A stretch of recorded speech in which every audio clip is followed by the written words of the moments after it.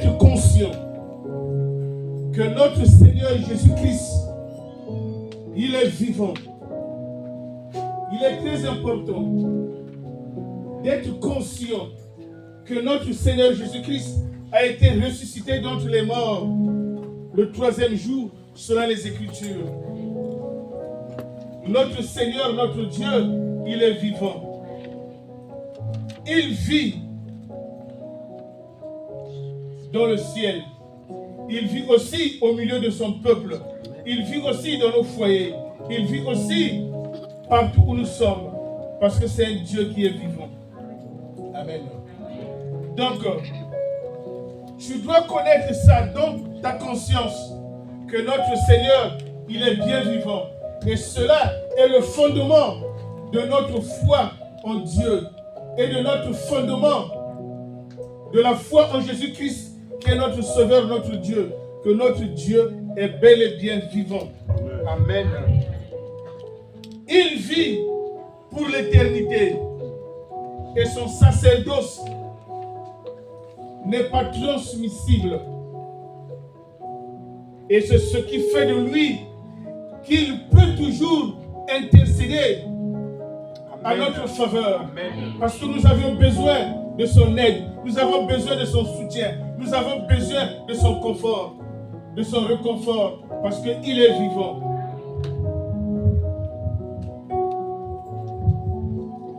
Dieu, tout ce qui s'approche de Dieu par Jésus-Christ, Jésus-Christ intercède toujours pour eux, parce qu'il est vivant, parce qu'il voit ta situation, il voit sur quoi est logé tes tracasseries, sur quoi est logé ton tourment, sur quoi est logé tes difficultés. Il voit et il intercède auprès de notre Seigneur, notre Dieu. Parce que lui, c'est un souverain sacrificateur. Amen. Amen. Sans plus tarder, nous allons passer à la lecture. Nous avions établi comme notre fille quelqu'un pour la lecture. C'est, alors, là tu ne peux pas te raison. C'est Hébreux 7, 23, 25.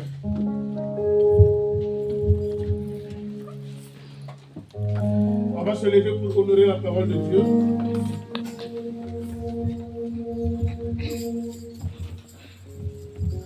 Hébreux chapitre 7, le verset 23 à 27. Je lis au nom de, à 25, je lis au nom de Jésus. Amen. De plus, il y a eu des sacrificateurs en grand nombre, parce que la mort les empêchait d'être permanents. Mais lui, parce qu'il demeure éternellement, possède un sacerdoce qui n'est pas transmissible.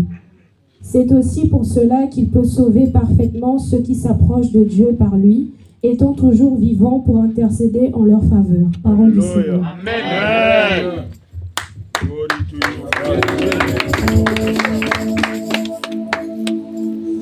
Donc vous voyez, je vous ai dit tantôt, notre Seigneur, il est un sacerdoce qui n'est pas transmissible. Mais il y a eu beaucoup de sacrificateurs. Donc notre Seigneur Jésus-Christ, c'est aussi un sacrificateur. Amen. Amen. Selon l'ordre de Melchisédek. Amen. Seulement, les sacrificateurs qui étaient là, la mort ne leur permettait pas d'être permanents.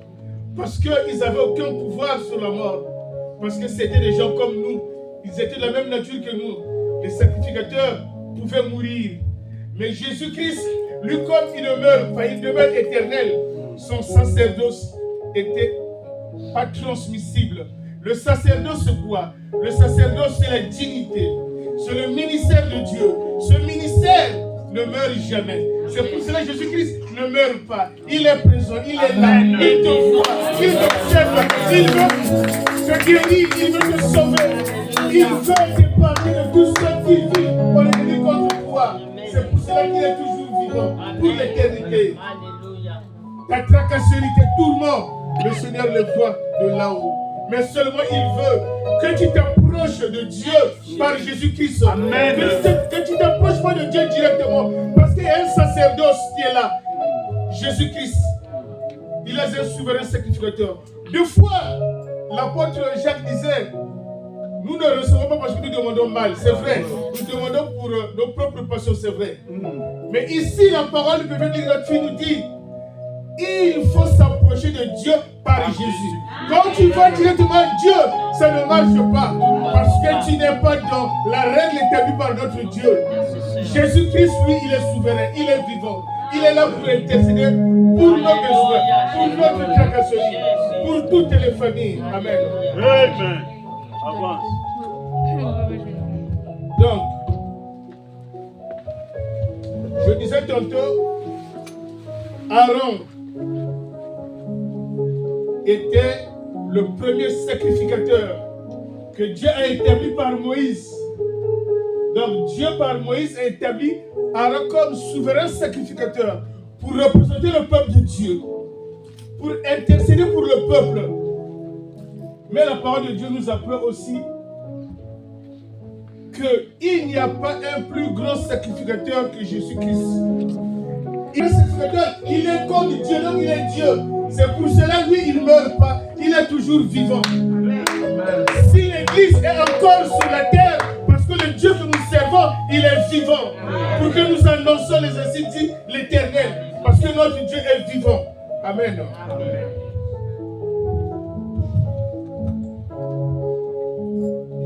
Jésus, après sa résurrection, il apparaît un Dieu resplendide.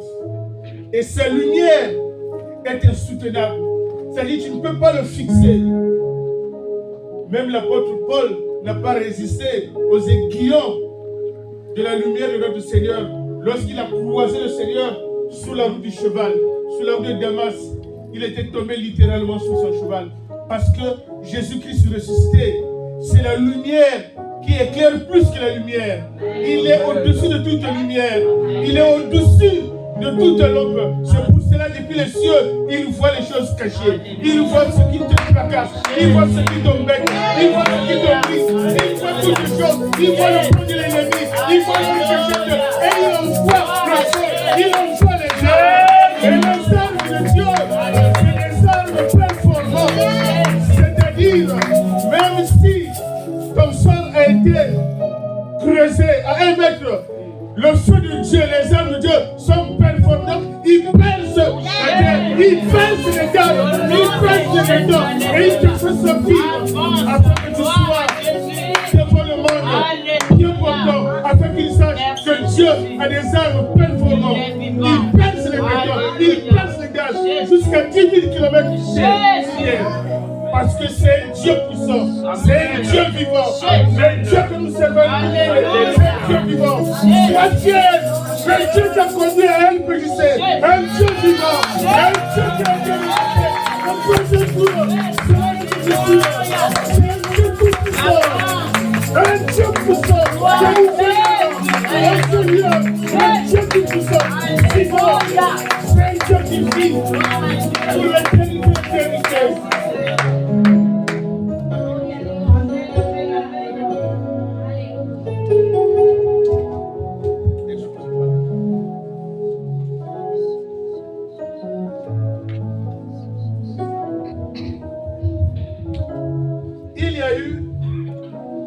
Comme je vous ai dit tout à l'heure, il y a eu beaucoup de souverains sacrificateurs.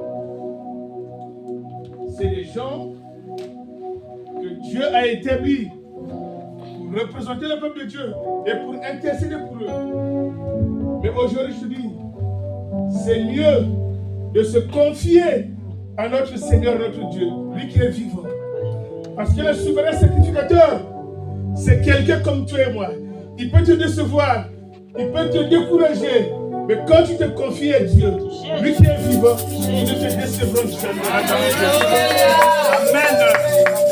Les apôtres, une fois les Romains ont décidé, avec les Juifs, qu'on ne prêche plus au nom de Jésus. Mais l'apôtre Pierre et Jean ont guéri quelqu'un, mais ils étaient arrêtés. On leur a menés devant le Sanhédrin. Mais là-dedans, il y avait des souverains sacrificateurs qui s'étaient encore corrompus et ils étaient contre Pierre et Jean. Ça, je pense, c'est dans Acte 4, 6. On dit Anne, le souverain sacrificateur, Caïphe, Jean, Alexandre, et tous ceux qui sont de la famille sacerdoce. Donc ce jour-là, il n'y avait que ceux-là qui étaient présents. Mais il y en a beaucoup. Mais ceux-là, ils étaient encore contre les apôtres. Donc c'est pour te dire, confie-toi à ton Dieu. Lui, il est vivant. Lui, il voit toutes choses. Lui, il est à notre secours. Lui, il vient pour nous faire du bien. Amen. Mais si tu te confies en l'homme, tu seras dessus. Amen, ma soeur. Maudit soit celui qui se confie à l'homme. Alléluia. La vérité. Amen. Dieu te bénisse.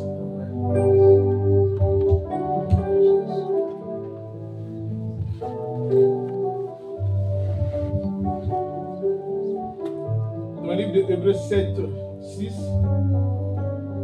la parole de Dieu, il nous convient d'avoir un souverain sacrificateur comme lui mis pour Jésus, saint, innocent, sans tache. Si tu trouves ça, tu mets ça. Parce qu'il est élevé au plus haut des cieux.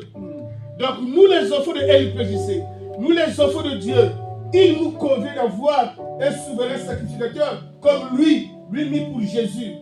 Parce qu'il est saint. Il est innocent.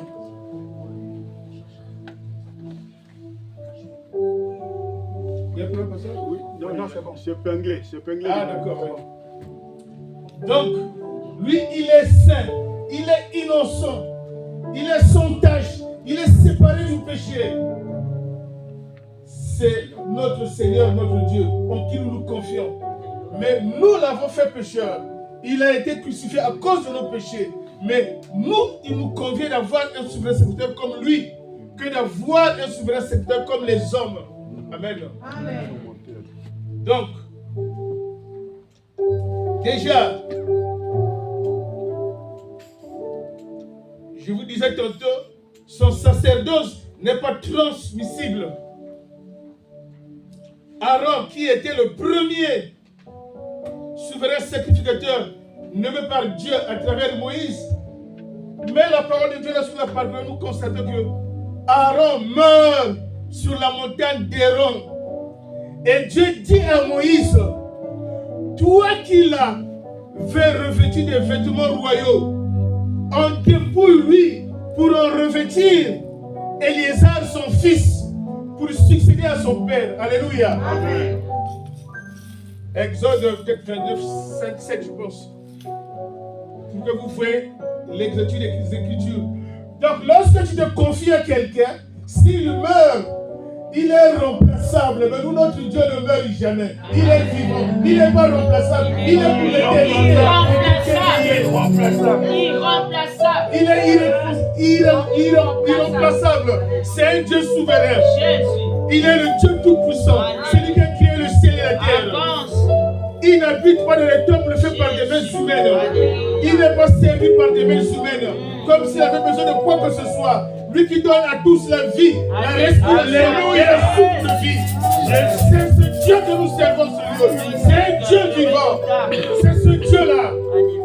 Si tu connais quelqu'un qui servait un Dieu muet, un Dieu mort, dis-lui, viens à notre église locale LPJC.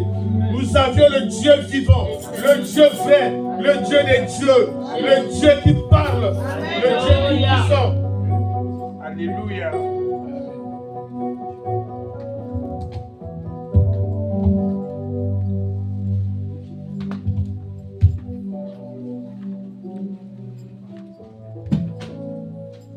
Donc, lorsque nous venons à l'église, nous devrons respecter, obéir l'ordre, comme Jésus lui-même aussi a respecté l'ordre. Il a obéi les ordres de Dieu. Quand j'aurai la référence, je donnerai. La parole de Dieu nous dit, ayez des sentiments qui étaient en Christ Jésus. Lui, par lequel il n'a pas considéré comme une proie à arracher, être égal à Dieu. Mais il s'est abaissé. Il s'est humilié. En prenant la condition d'homme parmi les hommes, il est devenu obéissant jusqu'à la mort. Et c'est pour cela que Dieu l'a souverainement élevé. Amen. C'est parce qu'il savait le pouvoir que j'ai. Je ne peux pas considérer Dieu le Père comme une proie pour l'arracher et être égal à lui. Je dois être le Fils. Dieu, le Père est dans le Fils est dans le Père. Donc, deux fois, nous demandons mal parce que nous lisons la Bible très vite, très rapidement. Nous ne demeurons pas dans les Écritures. Nous devrons avoir ces sentiments qui est en Christ Jésus. Ce sont ces sentiments-là. Je pense que c'est Philippiens 2, 5. C'est bon, ils ont trouvé. Donc, depuis son ascension au ciel, notre Seigneur Jésus-Christ, il est à la droite de Dieu le Père. Il partage la gloire, le trône de Dieu, il est à sa droite. C'est pour cela que Dieu l'a souverainement élevé et qu'il lui a donné le nom qui est au-dessus de tout nom. Afin qu'au nom de Jésus-Christ, tout genou soit sous la terre. Et que toute langue confesse que Jésus-Christ est le Seigneur, la gloire de notre Père. Amen. Donc, Dieu l'avait souverainement élevé afin que son nom soit aujourd'hui ce qu'il est. Un Dieu vivant, un Dieu réel, un Dieu vrai, un Dieu puissant, un Dieu qui voit dans les secrets, un Dieu qui observe de partout et qui voit, qui est omniprésent, qui est omnipotent, qui est omniscient. Alléluia. Omniscient, ça veut dire seulement qu'il est au-dessus de toutes les sciences, qu'il est au-dessus des sciences de ce monde. Sa paix aussi surpasse toute l'intelligence du monde. Donc il est toujours au-dessus. Toujours le premier. Toujours le premier et non le dernier. Toujours le premier. Alléluia. Maintenant, ça tu as la référence. Colossiens 1:19. La parole de Dieu dit quoi? Dieu a voulu que toute la plénitude habitât en lui. Il a voulu par lui réconcilier tout avec lui-même. Donc ce qui est sur la terre et ce qui est dans les cieux, en faisant la paix par lui, par le sang de sa croix. Amen. Donc toute réconciliation est faite par Jésus-Christ. Toute réconciliation se fait par Jésus-Christ. Si tu fais la réconciliation avec Dieu, ça ne marche pas. Parce que Dieu l'a voulu ainsi, que toute la plénitude habite en lui. La plénitude, c'est quoi? La plénitude, c'est un état de ce qui est complet dans toute sa force. Donc Dieu a donné à Jésus ce qui est dans un état complet dans toute la force de Dieu. Donc toute réconciliation, si tu as des problèmes qui ne marchent pas, cette réconciliation se fait afin que Dieu par Jésus et non directement par Dieu. Dieu te dira, le souverain sacrificateur que j'ai établi, que j'ai envoyé pour ton péché, tu le sens, tu veux par moi, tu n'es pas le bien. Amen. Donc c'est pour cela que des fois nous comprenons mal les Écritures. C'est pour cela l'Église est encore sur la terre pour que nous apprenions la parole de Dieu, pour que nous la comprenions, pour que nous vivions par elle, pour que nous ayons des bénédictions, pour que nous vivions de gloire en gloire, de succès en succès. Alléluia.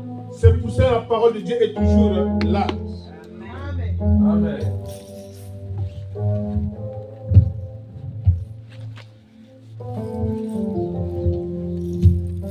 Donc, je disais tantôt, c'est par le sang de sa croix. Toute réconciliation est faite par le sang. Le sang, bien sûr, il est là pour enlever les péchés, pour laver, nettoyer, purifier au plus profond de nos offenses. Toute réconciliation ne peut qu'être possible par Jésus-Christ. Hébreux 10, 18 lui dit, or, là où il y a pardon de péché, il n'y a plus offrande pour les péchés. Ça veut dire que Jésus-Christ a été déjà offert une fois. il ne sera pas encore offert pour ton péché. Mais le fait que tu te réconcilies par Dieu, par Jésus-Christ et par le sang de sa croix, il n'y a plus de péché.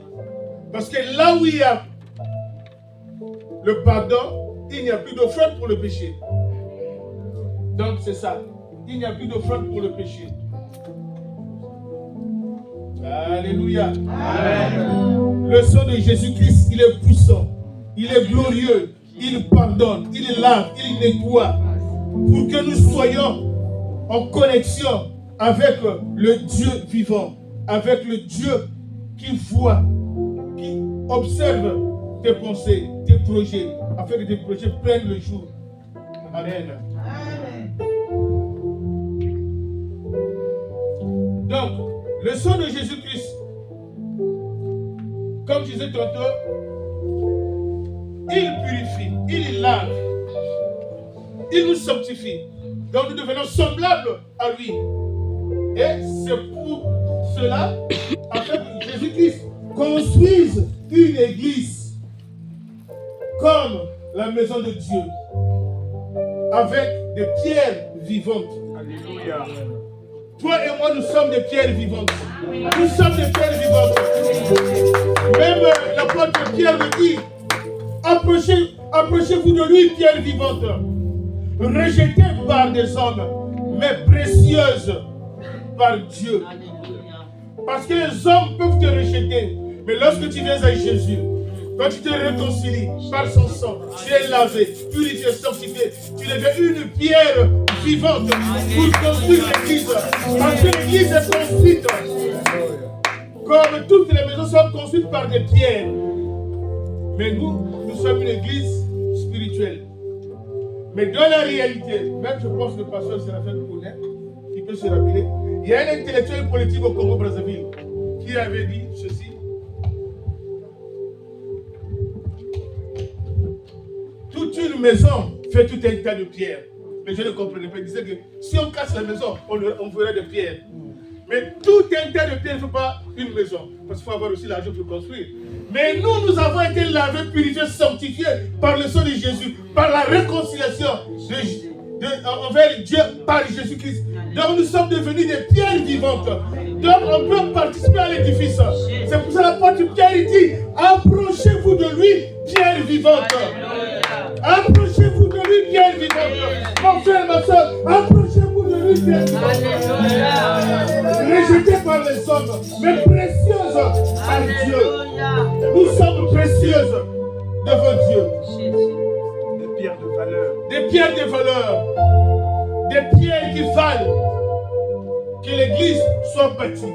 Les pierres qui valent d'être avec le Seigneur. Donc nous sommes des pierres choisies et précieuses devant Dieu. Pour que nous offrons aussi des victimes spirituelles. C'est-à-dire des victimes spirituelles pour être agréable à Dieu. C'est-à-dire quand tu viens à l'église, quand le Dieu vivant te purifie par son sang, te lave par son sang, tu fais partie des pierres vivantes. Donc on peut t'ajouter à la construction de l'église. On peut t'ajouter à la construction du temple. Parce que tu deviens une pierre vivante comme nous sommes déjà vivantes comme pierre. Donc ceux qui viendront s'ajouter, ceux qui viendront connaître Jésus-Christ, le vrai Dieu qui est vivant, celui-là, par la réconciliation de Dieu par Jésus, il sera lavé, purifié, sanctifié et il devient une pierre vivante. Amen. Amen.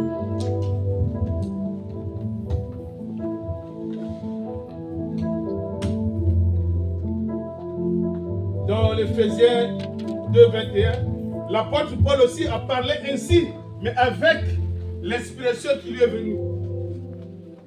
C'est tout ça, tu mets. L'apôtre Paul nous dit, en lui, vous êtes édifiés pour être un temple saint dans le Seigneur. En lui, vous avez été édifiés pour être une habitation dans le Seigneur, une habitation de Dieu. Donc c'est pour dire que une fois lavé, réconcilié par le sang glorieux, Alléluia, le sang précieux de Dieu, tu fais partie de cet édifice, de cette construction qui est spirituel, le temple de Dieu, parce que tu as été lavé. Parce que tu as été lavé, purifié, sanctifié, et tu fais partie. Et il dit encore, en lui, tout l'édifice bien coordonné s'élève pour être un temple saint dans le Seigneur. Donc, lorsque tu es lavé, il est lavé, elle est lavée par le sang de Jésus, on peut poser les pierres vivantes que nous sommes les unes après les autres. Et ça devient une maison de Dieu, une habitation de Dieu en esprit. Parce que nous sommes une habitation de Dieu en esprit. Amen. Mais pour que nous soyons une habitation de Dieu en esprit, il faut toujours être lavé, purifié, sanctifié par le sang de Jésus. Le sang glorieux, le sang de Jésus.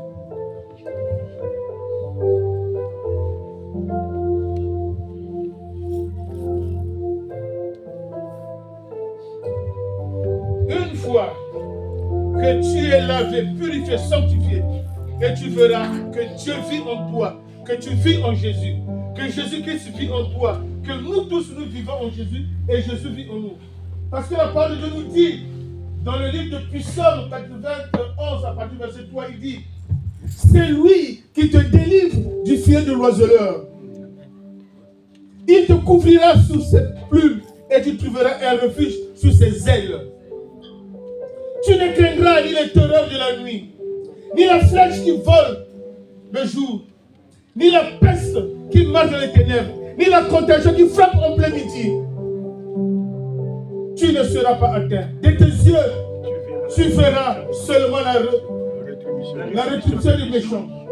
Aucun fléau ne s'abattra. Aucun fléau ne s'abattra sur toi. Parce que notre Seigneur, lui, et aucun malheur n'approchera de ta tente. Et il enverra ses anges te porter sur les mains, afin que ton pied ne heurte pas une pierre. Et tu marcheras sur les lionceaux et sur les lions. Et tu fouleras les lionceaux. Parce que le Dieu vivant est en toi. Parce que tu as été lavé. Parce que tu as choisi la bonne part. C'est l'église que tu fais. Parce que tu connais ton église. Parce que tu connais ton Dieu.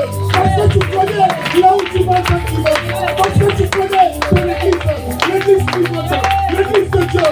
L'église du Dieu tout-puissant. Parce que nous servons un Dieu vivant. Un Dieu vrai. Un Dieu puissant. Le Dieu vrai. Le Dieu réel. Le Dieu qui parle. Alléluia. Vous savez, notre Seigneur, notre Dieu, il est vivant. Il parle, il touche. Parce que j'ai pas les c'est pas grave. Je sais que c'est dans Luc 3 et 13. La parole de Dieu nous dit, Jésus étendit la main et dit, je le veux, sois purifié. Aussitôt la lèpre le quitta. Parce qu'il y avait quelqu'un qui était lépreux. Il est venu voir Jésus. Comme Jésus est vivant, il est vrai, il touche. Les autres dieux ne touchent pas. Ils ont les nez, ils ne sentent pas. Ils ont les mains, ils ne touchent pas. Mais notre Dieu, il touche. La parole dit, il a tendu la main, le toucha et dit, je le veux, sois purifié. Aussitôt la lèpre le quitta. Donc si tu crois que l'église est péchée, nous prêchons un Dieu vivant, un Dieu vrai, un Dieu qui marche, qui parle. Si tu as un souci, tu dis, Seigneur, si tu le veux, le maladie partira. Si tu le veux, je serai guéri. Si tu le veux, je serai guéri. Si tu le veux, je serai guéri. Si tu le veux, je serai guéri. Si tu le veux, je serai guéri. Si tu le veux, je serai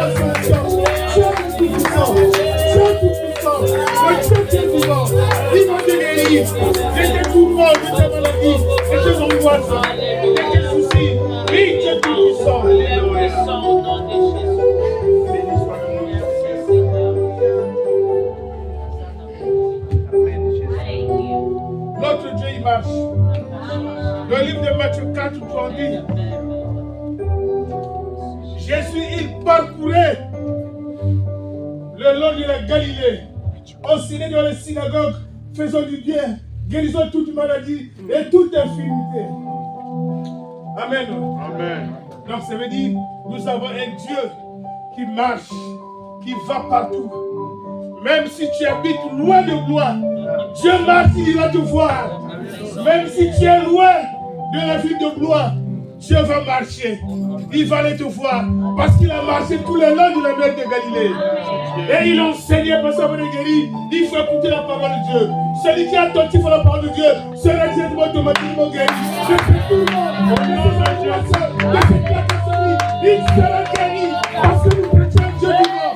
Notre Dieu est vivant. Un Dieu tout-puissant. Un Dieu de l'humanité. Un Dieu qui nous aime.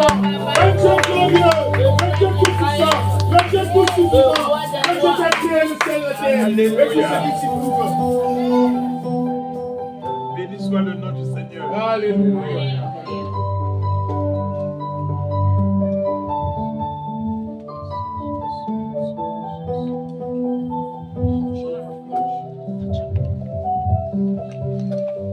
Même Deutéronome 4, 28. Je pense que c'est pour le papa.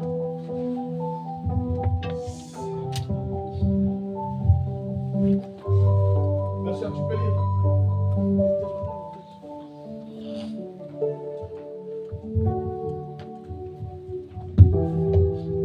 Deutéronome 4, 28.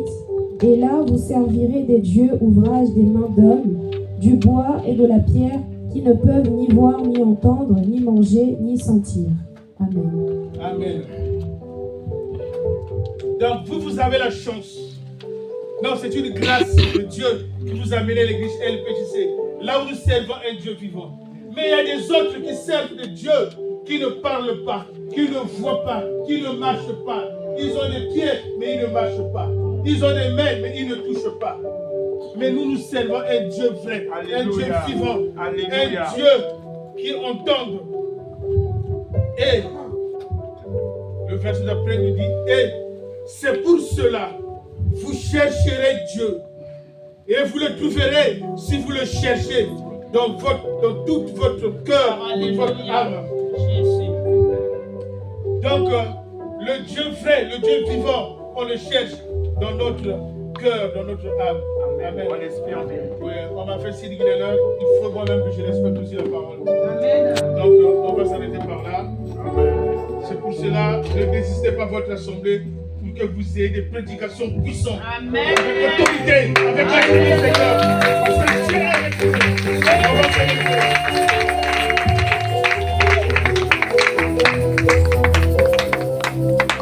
Nous allons prier. Tu vas dire à Dieu, Seigneur, maintenant après avoir écouté